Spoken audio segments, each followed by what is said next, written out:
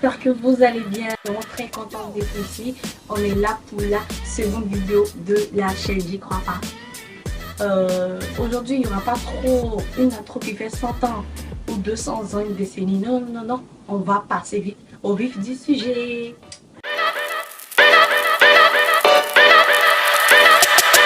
Yo!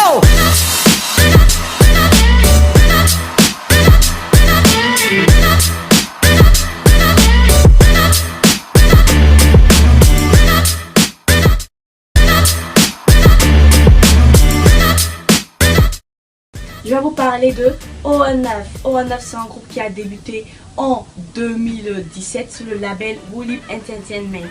C'est un groupe qui n'a pas eu la notoriété. Hein. Ils n'ont pas de notoriété, ils n'ont pas été connus. Il a fallu qu'ils fassent Lord of the Kingdom. Survival Show sur Mnet, c'était diffusé sur Mnet. Il a fallu qu'ils fassent ça pour sortir un peu du lot en fait. Après ça, ils ont eu quelques victoires sur 2 shows avec le comeback qui a suivi. Donc c'était un peu bien. Donc j'aimerais vous présenter ONF. Il faut que vous allez les écouter. Ils sont vraiment incroyables. Le second groupe que je vais vous présenter, c'est Momoland. Ok. Momoland. Pourquoi Momoland? Momoland, il y a d'autres qui ont complètement zappé, qui ont complètement oublié, qui n'entendent plus parler d'elle. Et c'est normal parce que Momoland, elles ont débuté en 2016 sur le MLD Entertainment. Elles ont eu une carrière vraiment incroyable. Pas au début, mais dans les environs de 2018-2019, elles ont fait les 2 tubes qui ont vraiment percé. Boom Boom et Bam Bam. Ça a vraiment pris. Elles ont gagné énormément de prix dans les Golden Disco Awards, dans les Seoul Music Awards, dans les Mama, dans les Melon. Elles ont gagné énormément de prix. Et après ça, elles ont disparu. C'est pas qu'elles ont disparu, mais les membres ont commencé à quitter le groupe. C'était 9. Aujourd'hui, actuellement, je vous parle, elles sont 5 ou 4. Donc c'est vraiment incroyable. Je ne comprends pas qu'est-ce qui se passe. Mais c'est qu'est-ce allez écouter le son. Et le dernier groupe que je voudrais vous présenter dans le mythe, c'est NIPEN. NIPEN qui a débuté en novembre 2020. Fin novembre 2020. Grâce au show de Highland. Il y avait énormément de personnes. On devait choisir seulement 7 personnes pour débuter. Et ces 7 personnes sont là. Ils viennent de l'agence Belift qui est un sous-label de Hype, avant qui était Beat It, qui est un sous-label de Hype. Et ce groupe, ils sont vraiment incroyables depuis 2020. Ils ont bâti énormément de records, ils ont fait incroyables choses. Et aujourd'hui, je vais vous présenter NIPEN. Mais voici, je sais pas si on voit bien. C'est la photo que j'adore, hein. C'est Border Carnival ou Border World, je crois bien. C'était leur tout premier album avec Given Second.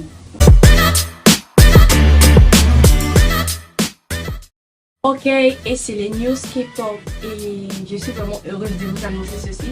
Le line-up pour le Coachella, pour ceux qui ne savent pas, le Coachella, c'est le plus grand festival américain. Le line-up pour le Coachella a été annoncé et c'est aux côtés de Bad Bunny et Frank Ocean que Blackpink performera. En fait, elles ont été en 2018 le tout premier groupe de K-pop à performer au Coachella et cette année en 2023. Elles seront les 6e têtes féminines, oui, 6e tête féminine à faire la clôture de l'événement. Parce que après Club, Lady Gaga, Beyoncé, Ariana Grande, Billie Eilish, c'est Blackpink. C'est vraiment incroyable pour un groupe de K-pop de faire ça. Et on est vraiment contente pour Blackpink et on leur souhaite énormément de chance. La chance, c'est une personne qui n'a pas eu et c'est Jennie. Dans le cadre de la tournée Born Pink, Blackpink a descendu en Thaïlande. Elles ont performé et tout. Et avant le solo de Lisa, il y a des feux d'artifice qui ont explosé et tout. Et une partie de la scène a commencé à prendre feu. Mais le staff était là et les gens du staff, ils ont réussi à calmer la flamme. Et Lisa a pu performer sans problème, sans souci. Mais au moment de performer Are You Like That, les feux d'artifice sont encore explosés et je crois qu'il y a des pinceaux de quoi, une moitié, une petite partie qui s'échappe de du centre dans les yeux de Jennie. Donc elle avait vraiment mal, elle a dû quitter la scène. Mais après, peu de temps après, elle est revenue. Mais on a vu qu'elle était blessée ici. On trouve ça vraiment professionnel de venir terminer ça. De venir terminer le son, de venir terminer le concert avec une blessure pareille. On était sûr qu'elle n'allait pas bien, mais c'est vraiment une professionnelle et une personne de grand cœur. Donc on est vraiment content que Jennie ait terminé la scène. Et une personne qu'on pense que plus sera terminée, c'est bien sûr Jay de NIPEN. Le 10 janvier, Sogon et Jay du groupe NIPEN ont donné un V-Live pour leurs fans bien sûr. Et Sogon a dit Je crois que l'histoire de la Corée est vraiment riche. Et Jay a répondu, je ne crois pas qu'elle est vraiment riche. Il a tout étudié à l'école et je ne pense pas qu'il y ait quelque chose. Je crois plus que l'histoire de la Corée a une fin. J'ai vraiment étudié énormément de pays, énormément d'histoires dans le monde et c'est 3 fois plus passionnant que celle de la Corée, que je crois que l'histoire de la Corée se termine vite. Mais il ne fallait pas qu'il dise ça. Il fallait pas qu'il dise ça. La vague de haine qui s'est prise. Ah, Jay, je t'aime bien, mais non. La vague de haine qui s'est prise, mais il fallait pas. Mais des internautes sont venus l'insulter. Mais là, en fait, même les NGen qui sont les fans de NIPN n'ont pas pu dire quelque chose. En fait, c'était vraiment choquant. C'était vraiment choquant. C'est peut-être les fans internationaux qui vont prendre le parti parler parce que vraiment, je crois que là, c'est plus interne parce que insulter un pays, dit ça sur un pays, je crois que c'est plus les fans du pays qui vont le ressentir, qui vont se sentir vraiment mal. Vous voyez ça? Et donc, il s'est excusé le 16 janvier, le 18 janvier. Mais je crois que, ouais, il s'est excusé vraiment, oui. Mais je crois que ce sera encore un peu douloureux. Et j'annonce une bonne nouvelle pour les 80s, les fans de 80s. Le premier épisode de Music Bank a été release. Et c'est la victoire de 80s qui nous va droit au cœur. Ils étaient face à New Jeans, Ditto. Et ils ont remporté ça, c'était vraiment incroyable. Donc on leur dit vraiment félicitations. Et une bonne nouvelle pour les Ones, les fans de Twice. Twice a posté leur deuxième single en anglais qui est Moonlight Sunrise. Moonlight Sunrise. Moonlight, c'est Moonlight Sunrise. On est vraiment content de ça. C'est un son qui est vraiment incroyable. Je l'ai écouté et vraiment, je l'ai même téléchargé. Je l'écoute en boucle. C'est vraiment incroyable. Donc, comme Twice, ne déçoit jamais les gens. Irene du groupe Red Velvet avec son mauvais comportement. C'est ce que les gens disent. On n'a pas eu de preuves là-dessus. Mais au fur et à mesure, vous allez comprendre. Une styliste qui a 15 ans de carrière a posté sur son Instagram, sur ses comptes, un message où elle disait qu'une idole l'avait maltraitée, humiliée, l'avait mise plus bas que terre, et qu'elle se sentait vraiment mal, qu'elle avait même pleuré devant cette idole. Elle a mis les hashtags Monster et Psycho. Donc les personnes se sont tournées vers Irene et Sulgi. Mais après ça, Irene s'est présentée, elle a dit que c'était elle s'était excusée. Malgré les excuses qu'elle a eu à présenter, les fans n'ont pas été d'accord avec ça. Ils l'ont complètement visée en fait. Alors, il y a énormément de marques de maquillage qu'elle représentait. Ils ont supprimé toutes les photos de leur compte. Red Velvet a même supprimé quelques activités et les fans n'étaient pas d'accord pour que Irene reste dans le groupe. Ils ont voulu qu'elle parte du groupe. Ils disent que si elle reste dans le groupe, ils vont faire que le prochain comeback va faire un flop. Je crois que le prochain comeback c'était Queendom, je crois bien. Mais Queendom a été un succès. On a vu que les Revelers ont vraiment...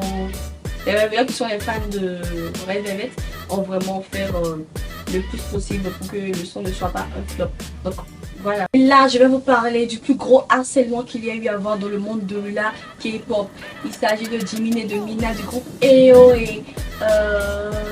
Tout ça se déroule bien sûr en 2020. Mina du groupe AOA a posté une lettre où elle écrivait que Jimin, qui était le leader du groupe et même rapper, l'avait vraiment maltraité, harcelé, traité plus bas que terre, l'avait insulté, l'avait vraiment blessé, avait envoyé son copain ramener son copain au dortoir, ne l'a pas laissé aller aux funérailles de son père. Il y avait énormément de choses qui ont laissé vraiment les fans. Ils étaient vraiment étonnés, ils se sont dit mais c'est pour cette raison que Mina n'a pas voulu re-signer avec AOA parce qu'elle était vraiment libérée de Jimin. Et Jimin a répondu, elle s'est vraiment excusée et elle a quitté le groupe. Elle a aussi accusé Seohyun d'être complice de Jimin, de n'avoir rien dit, de n'avoir rien fait, d'avoir fermé les yeux sur cette situation. Donc elle a vraiment accusé énormément de personnes dans cette situation. Mais cette situation n'a pas vraiment eu de fin. Parce que je crois que tout s'est déroulé vraiment en interne. Parce que si on veut voir, il y a énormément de choses qu'on ne dit pas, il y a énormément de choses qui sont restées suspendues comme ça. Le fait que Jimin se soit retiré sans rien dire, c'était vraiment incroyable. C'était vraiment un peu bizarre parce que si tu t'accuses de quelque chose, tu te défends ou tu dis que oui j'ai fait ça et tu expliques mais elle n'a rien dit, elle a dit je quitte le groupe. Il s'est excusé, elle a quitté le groupe. Donc c'est un peu bizarre. Je crois qu'il y a anguille sous roche. Et depuis 2 ans, 3 ans maintenant, on n'a pas eu la fin de cette histoire. Je vois que tout s'est déroulé en interne, comme je le disais. Et c'est vraiment dommage parce que quand quelque chose commence comme ça, on a vraiment besoin de voir la fin. On a vraiment besoin de comprendre qu'est-ce qui s'est passé pour ne pas détester quelqu'un. Parce que Jimmy, c'était vraiment bias. Je ne vois pas. Elle était vraiment mal bias. Donc le fait de savoir qu'elle est harcelée quelqu'un pendant 10 ans, mais non. Là, on passe à la petite music.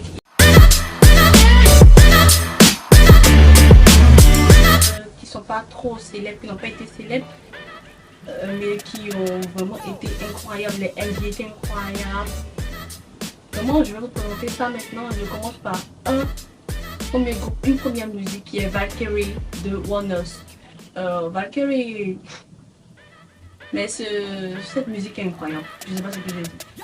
Vous allez vous dire, vraiment j'emploie vraiment le mot incroyable, mais je trouve vraiment des choses incroyables. Cette musique elle est incroyable, elle est vraiment incroyable, elle est trop incroyable. Elle est vraiment, elle sort vraiment de l'ordinaire, que ce soit la musique, les outfits, la danse, tout va pour que cette musique soit vraiment au top et je la trouve vraiment incroyable. La musique que je vais vous présenter, c'est Come Back Home du groupe 21 Hair, le premier girls band de YG. Et c'était vraiment, cette musique est vraiment sensible et cool à la fois. Elle a vraiment un rythme qui donne le peps et qui rend vraiment nostalgique, c'est vraiment incroyable. Et je vous conseille d'aller écouter ces 3 musiques. La dernière musique que je vais vous parler de ça, je sais pas pour vous, mais pour moi, j'adore cette musique. Boom, tiki, boom, tiki, everybody go with the beatbox, boom, je parle bien sûr de Big Box de NCT Dream. Cette musique est incroyable. Drop the beat. On passe au post coup de cœur. Je vais vous parler du poste de visuel. La semaine passée, j'avais parlé de center, de Maknae et de leader. Aujourd'hui, je parlerai de visual, de main dancer et de main vocaliste. On commence à les main visual et avec les visuels plutôt. Je crois que le rôle de visual, pourquoi je m'arrange? Parce que je pense que si c'était dans un groupe de K-pop, je serais peut-être visuel ou center. Ou main dancer, ou main vocaliste. How you give them away. Je rigole. Le poste de visuel, je crois que c'est un poste qui est vraiment incroyable en fait. Je vois que tout le monde peut être un visuel, mais pour choisir un visuel, pour être un visuel, il faut avoir une petite touche de quelque chose. Un petit truc qui va faire que les gens vont dire waouh. Comme Minji de New Disla, Irene de Red Velvet et Jisoo de Blackpink. Ce sont des filles qui sont vraiment très belles, des femmes qui sont vraiment très belles. À part la première, Minji, qui a 18 ans, le reste ce sont des femmes vaccinées. Et je trouve qu'elles sont vraiment très belles. Je trouve que le rôle de visuel c'est incroyable et c'est vraiment très important. Passe ensuite au rôle de même vocaliste. Dicky de Seventeen. Il a une voix incroyable. En fait, le jour que j'ai vu que ça va être incroyable, c'était dans Gomabda, Think de Seventeen. Oh mais il a complètement donné la musique en fait. Et dans Ogoshipti Anna de Seventeen aussi, il a été vraiment incroyable. Une autre personne, Gio de Gio de Twice, elle est vraiment incroyable. Son vocaliste, il est incroyable. Elle a une voix profonde, aiguë qui tue, qui prend toute personne. Tu as arrêté là, ça te soulève comme ça. On ne sait pas où tu t'en vas. Jungkook de BTS, pour lui, il n'est plus à présenter, sa voix n'est plus à présenter. Il a un talent incroyable et je suis vraiment très fière de staller une personne comme lui. Beaucoup de personnes qui n'aiment pas vraiment le travail que SM fait sur ses groupes, c'est vraiment même pas qu'ils m'attaquent les groupes. Mais au niveau de la musique, en fait, quand je dis la vérité, c'est incroyable. SM a une manière de fabriquer des musiques, de faire des musiques, c'est vraiment incroyable. C'est vraiment au top, j'adore. J'adore, c'est vraiment dit, j'adore. Et le dernier poste que je veux vraiment évoquer, pour moi, c'est un poste que j'adore vraiment. J'adore. Vous avez deviné. Tous ceux qui me connaissent, ils l'auront deviné. Je parle bien sûr du poste de dancer. J'adore vraiment ce poste et je ne vais pas citer tout le monde dans cette vidéo, mais des personnes qui m'ont vraiment marqué, que j'ai dit qu'est-ce que c'est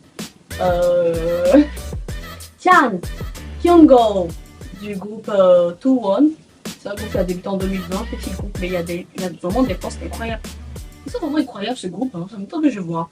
Ils sont vraiment incroyables. En plus des danseurs, il y a énormément de personnes incroyables dans le groupe.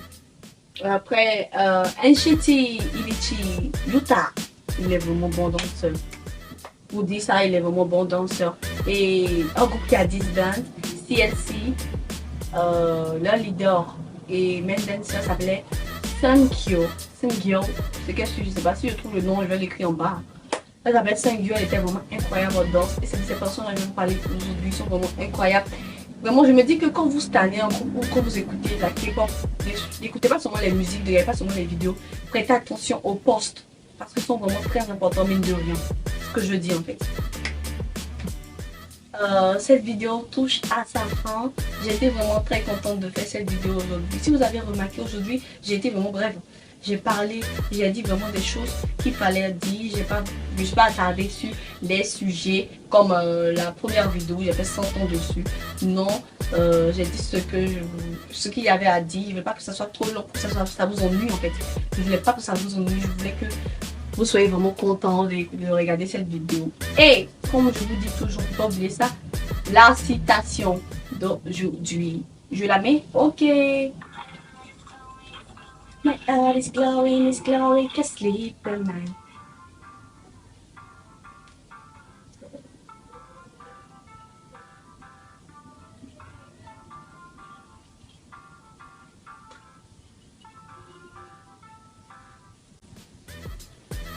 Bye!